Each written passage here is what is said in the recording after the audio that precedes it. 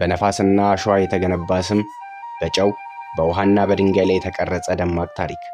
አፍሪካ እጆቿን ወደ ሜዲትራኒያን ባህር የምትዘረጋበት፣ የሰሐራ በረሃ ደግሞ ከማስታወሻው ላይ ዕድሜ ያላቸውን ታሪኮች በለሆሳስ የሚያሾካሹክበት ምድር። ከደቡብ በኩል የሚያስደንቅ የአሸዋ ክምር እስከ ሰሜኑ በባህር ፊት የቆመች ነጭ ከተማ፣ ከጥንታዊው የሮማ ፍርስራሾች እስከ በሳቅ በጸሎትና በጽናት የሚንቀለቀሉ ጎዳናዎች። ይህ በአልጄሪያ የሚኖር ሕይወት ነው። የዛሬው ጉብኝታችን ወደኛው አህጉር ሰሜን አፍሪካ ይወስደናል።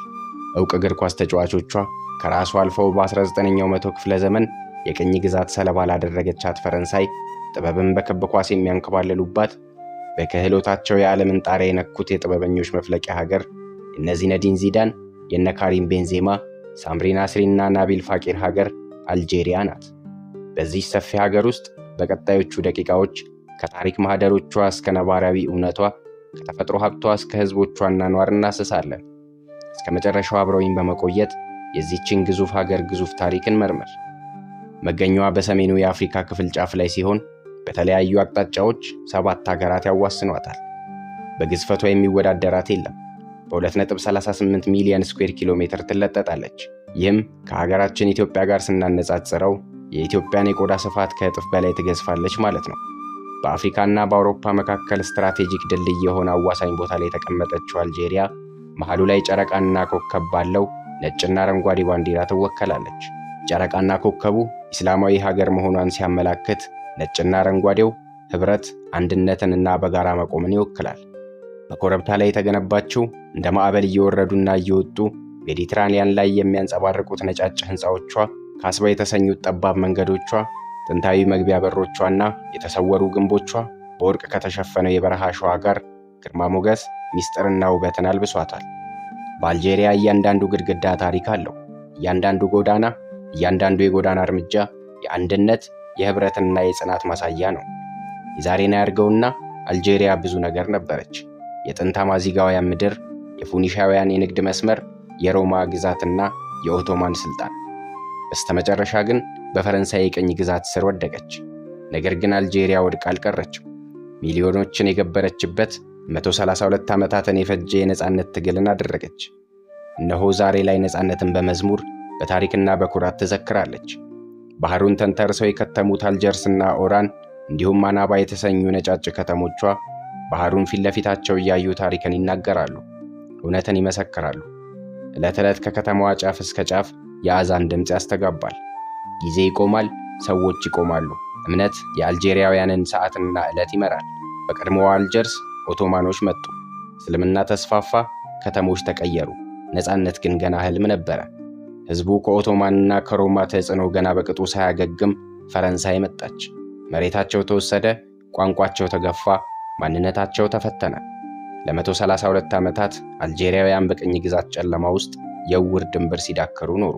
ከ1200 በላይ ጎሳዎችም ነበሯት። ነገር ግን በገዢዎቿ ተጽዕኖ አብዛኞቹ ጎሳዎቿ ተጠቁ፣ የቀሩትም እንዲቀላቀሉ ተደረገ። ዛሬ በአልጄሪያ ያሉት ጎሳዎች ከ100 አይበልጡም።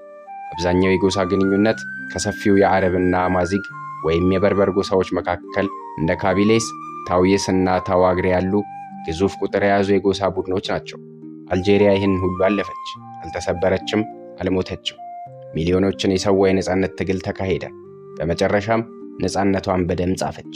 ይህንን እውነት ዛሬ ለልጆቻቸው ይነግሩታል፣ በመዝሙራቸው ያስታውሱታል፣ በኩራት ይተርኩታል። አልጄሪያ ዛሬ ታሪክን ይዛለች፣ ነገር ግን በእሷ አትታሰርም። በቀስታና በጽናት ወደፊት ትራመዳለች እንጂ። አልጄሪያ ማለቂያ የሌላቸው በረሃዎች፣ በአሸዋ የወርቅ ንጣፍ ላይ ያጌጡ፣ ታሪክ አፍ አውጥቶ የሚናገርላቸው ስፍር ቁጥር የሌላቸው የቱሪስት መስህቦች ያሏት ሀገር ነች። ይህ አስደናቂ ቦታ ታሲር ናጀር ብሔራዊ ፓርክ ይባላል። በደቡብ ምስራቅ አልጄሪያ የሚገኝ ሰፊ ፓርክ ሲሆን በ72000 ካሬ ኪሎ ሜትር ላይ በግዙፍ አለታማ ድንጋዮች፣ በቀያይ አሸዋዎች መሬት ላይ ተንጣሎ ይገኛል። በነፋስና በጊዜ የተከበቡ አስደናቂ ጠጣር ድንጋዮችን አቅፎ ይዟል። የድንጋዮቹ ቅስቶች ረጃጅምና ጥልቅ ገደሎችን በመፍጠር በጎብኚዎች የሚወደዱ መልክዓ ምድሮችን ሰርተዋል። ውበትን ለሚያደንቁና ተፈጥሮ ለሚማርካቸው ሰዎች ይህ ግሩም ቦታ ነው። በብዙ ጎብኚዎች የሚወደደው ደግሞ ይህ ተፈጥሮ እንደ ጥሩ ቀራጺ ተጨንቃ ተጠባ የጠረበችው የዝሆን ቅርጽ ያለው ጠጣር ድንጋይ ነው። የተረጋጋ ያለ ሐሳብ ኩምቢውን ጥሎ በኩራት የቆመ የሚመስለው ይህ የዝሆን ቅርጽ ያለው ጠጣር ድንጋይ ለፓርኩ ልዩ ገጽታን አጎናጽፎታል። ዕለት ዕለትም የብዙ ቱሪስቶች የዓይን ማረፊያም ነው። ዓለም ላይ እምብዛም የማትገኘው ፎኒክስ ፎክስ ወይም የፎኒክስ ቀበሮ የአልጄሪያ ብሔራዊ እንስሳ የሚል ቅጽል ስም እስኪወጣላት ድረስ በብዛት በሀገሪቱ ውስጥ ትገኛለች። በጣም ትልልቅ ጆሮዎች፣ ሹል አፍንጫና ዝርግ ዓይኖች ያሏት ይህችው እንስሳ የሀገሪቱ መለያ የሆነው የእግር ኳስ ብሔራዊ ቡድናቸው መጠሪያም ናት። የኢትዮጵያ ወንዶች ብሔራዊ ቡድን ዋሊያዎቹ እንደሚባለው ሁሉ የአልጄሪያ ብሔራዊ ቡድንም ከፈረንሳይ ቋንቋ ጋር ቀይጠው ሌፊኒክስ በማለት ይጠሩታል። በብዛት በሀገሪቱ በረሃማ ክፍል ውስጥ ስለሚኖር የበረሃ ቀበሮ እያሉ የሚጠሩትም አሉ። ኮንስታንቲን ወይም የቆስጠንጢኖስ ከተማ በአልጄሪያ በሩማል ገደል የተከፈለች በ175 ሜትር ከፍታ ላይ ካስባርን ከተማን ከሲዲ ማልሃዲ ጋር የሚያገናኝ ድልድይ ከ100 ዓመት በፊት የተገነባላት አስደናቂ ከተማ ነች። ይህ ድልድይ ለእግረኛም ሆነ ለመኪና ጥቅም ላይ እንዲውል ተደርጎ በጥሩ ኮንክሪት የተገነባ ማለፊያ ድልድይ ነው። ዋና ከተማዋ አልጀርስ በሜዲትራኒያን የባህር ዳርቻ ላይ የተንጣለለች ዕንቁ ይሏታል። የከተማዋ ልዩ መገለጫ የሆነው ከሜዲትራኒያን ሰማያዊ ባህርና ከከተማዋ ሕንፃዎች በላይ ከፍ ብሎ የሚታየው ጀማል አልጃጓይ ሚናራ በ256 ሜትር ከፍታ የዓለማችን ረጅሙ ሚናራ አስብሎታል። በ2019 የተጠናቀቀው ይህ መስጊድ ውስጡ በተለያዩ ስነ ጥበቦችና ስዕሎች ያሸበረቀ ሲሆን ከመስጊዱ የውጨኛው ክፍል ወይም በግቢው ውስጥ በአልጄሪያ ታሪክ ልብ ውስጥ ጉልህ ሚና ያለው የተቃውሞ የነጻነትና የክብር መገለጫ የሆነው የአሚር አብዱል ቃድር ሐውልት በግርማ ቆሟል። በአልጄሪያ ደቡብ ምዕራብ አቅጣጫ የምትገኘው ቲጌት ከተማ ሌላኛው የአልጄሪያ አስደናቂ መልክዓ ምድር ናት። የሳሐራ ዕንቁ በመባል የምትታወቀው ይህችው ከተማ ከጭቃ ጡብና ከሳር በተሰሩ የመካከለኛው ዘመን ቤቶች ቅርጽ የተሞላችው ታጊት ባህላዊ አርኪቴክቸሮች የተጠበቡባቸው ጠባብ ጎዳናዎቿ ፍርስራሽ የመሰሉ ሕንፃዎቿን አቅፈው ይዘውላታል። ዙሪያዋን በ20 ኪሎ ሜትር ስኩዌር ወርቃማ የዘንባባ ግሮብስ ደኖች የተከበበችና በተጨማሪም ማለቂያ የሌለው በሚመስል ወርቃማ የአሸዋ ክምር የታቀፈች ሚጢጢ ከተማ ናት። ፀሐይ በአልጄሪያዋ ገጠራማና ሰሜኑ ክፍል ቀድማ ትወጣለች። እንስቶች ለቁርስ የሚሆነውን ዳቦ ያዘጋጃሉ። በር ይከፈታል። የንጋቷ ፀሐይ ወገግ ብላ በሞቀ ፈገግታ ወደ ቤቱ ትገባለች። እዚህ ጊዜ አይሮጥም። የቤቱ ወንዶች ማልደው ወደ እርሻዎቻቸው ይሄዳሉ። ለሥራና ለምግብ ዋስትና የሆነው የአልጄሪያ ግብርና ከጥራጥሬ ስንዴና ገብስ፣ ከአትክልት ሽንኩርትና ቲማቲም እንዲሁም ድንች፣ ከፍራፍሬ ቴምር፣ ሲትረስና የበለስ ፍሬም በብዛት ያመርታል። በተለይም ዓለም ካሏት የቴምርና ቼሪ አምራች ሀገሮች በሁለተኛ ደረጃ ላይ የተቀመጠችው አልጄሪያ ናት። ምክንያቱም ደግሞ ለቴምርና ቼሪ ዘሮች ተስማሚ የአየር ንብረት ስላላት ነው። በተለይም ሰው በብዛት የማይኖርባት የሳሐራ በረሃማ መሬት ደረቅና ሞቃታማ የአየር ጠባይ ስላለው ለእነዚህ ተክሎች ተስማሚ በመሆኑ ነው። አልጄሪያ በተለምዶ ብዙ ቅጽል ስሞች አሏት። ከነዚህም መካከል የቼሪና የቴምር ሀገር የሚለው አንዱ ነው። በከተማ ጎዳናዎቿ በወጣቶች የተሞሉ ናቸው። ስልክ ከአልጄሪያውያን ወጣቶች እጅ አይጠፋም። ስልካቸውን በእጃቸው ህልማቸውን በልባቸው ይዘው ይንቀሳቀሳሉ። ዘመናዊነትና ባህል በአንድ ቦታ ላይ ይኖራሉ። የአልጄሪያ ወጣቶች ብዙ ህልሞች አሏቸው። በተፈጥሯቸው ጥበበኛና ፈጣሪዎች ናቸው። እያንዳንዱ ወጣት እንደ ሪያድ ማህሬዝ እና ዚነዲን ዚዳን ሀገሩን ማስጠራት ይፈልጋል። ፈረንሳይና ምዕራባውያን ከስር ከስር እየመነተፏት እንጂ አልጄሪያ የብዙ ባለተሰጦች ሀገር ነበረች። በምግብ በአኗኗር ዘይቤና የአልጄሪያን ባህልና ምግብ በማስተዋወቅ የማህበራዊ ሚዲያ ኮከብ ሪፋን ፋሩቅን የመሳሰሉ ተጽዕኖ ፈጣሪዎቿ እንደ ኢስላም ሲኒማን ያሉ በአውሮፓ እግር ኳስ መድረክ ማዕበልን እየፈጠሩ ያሉ አጥቂዎችን የወለደች ማህፀነ ለምለም ናት። ቤተሰብ በአልጄሪያውያን የህይወት መሰረት ነው። ቤተሰብ አካል ወይም ስጋ ብቻ አይደለም፣ መጠሪያም መሸሸጊያም ነው። ክፉን ዘመን መደበቂያ ነው። ደጉን ዘመን በሐሴትና በፍቅር አብሮ ማሳለፊያ ነው።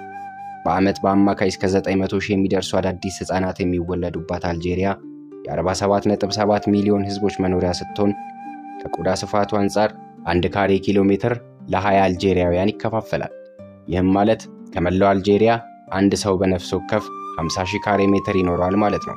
ነገር ግን በዚህ በምንኖርባት የካፒታሊዝም ዓለም ይህን የማይታሰብ ያደርገዋል። ከጠቅላላው ህዝቧ 74.4 በመቶ ወይም 35 ሚሊዮን የሚሆነው ህዝብ በከተማ ሲኖር፣ ቀሪው 12 ሚሊዮን ህዝብ ደግሞ በገጠራማው የአልጄሪያ ክፍል ይኖራል። አልጄሪያ በተፈጥሮ ሀብት የበለጸገች፣ በዋነኝነት ከፍተኛ መጠን ያለው ነዳጅ እና የተፈጥሮ ጋዝ ያላት፣ በተጨማሪም እንደ ማዕድን፣ ዚንክ፣ ሊድ፣ ወርቅና ዩራኒየም ያሉ ጠቃሚ ሀብቶችን የያዘች የተፈጥሮ ሀብታም ሀገር ናት። በተለይም በተፈጥሮ ጋዝና ነዳጅ ከአፍሪካ በ3ኛ ደረጃ እንዲሁም ከዓለም 17ኛ ደረጃ ላይ ትገኛለች። ምንም እንኳን በነዳጅ ሀብት ምርቷ 17ኛ ደረጃን ብትይዝም በሀገሪቱ 1 ሊትር ነዳጅ በ0.35 የአሜሪካን ዶላር ወይም በ46 የአልጄሪያ ዲናር ለህዝቦቿ ታከፋፍላለች። በዚህም አብዛኛው ህዝቧ ደስተኛ ባይሆንም እንደ ዱቄት፣ ስኳር፣ ወተት፣ ኤሌክትሪክና የምግብ ዘይት የመሳሰሉት የህዝብ መገልገያዎችና የፍጆታ ዕቃዎች ላይ መንግስት ከፍተኛ የሆነ ድጎማን ስለሚያደርግ እምብዛም ተቃውሞ አያነሱ። በተባበሩት መንግስታት የትምህርት ባህልና የሳይንስ ድርጅት ዩኔስኮ ከ7 በላይ የቱሪዝም መስህቦችን ያስመዘገበችው አልጄሪያ ህዝቦቿ በእንግዳ ተቀባይነታቸው ይታወቃሉ። እንግዳ በአልጄሪያውያን ልብ ውስጥ ለኢኮኖሚም ሆነ ለህይወት አስፈላጊ ነው። እንግዳ በአልጄሪያውያን ዘንድ ክቡር ነው። ጨዋነትና አክብሮት ከተሞላበት የእጅ መጨባበጥ የሚጀምረው የእንግዳ ባህላቸው እስከ ቤት ውስጥ ግብዣ ድረስ አለፍ ሲልም እስከ ስንብት ለቅሶ ድረስ የዘለቀ ነው። በቤት ውስጥ ከምግብ በፊት ትኩስ ሻይ አሊያም እንደ ምርጫው የግመል ወተት ይቀርብለታል።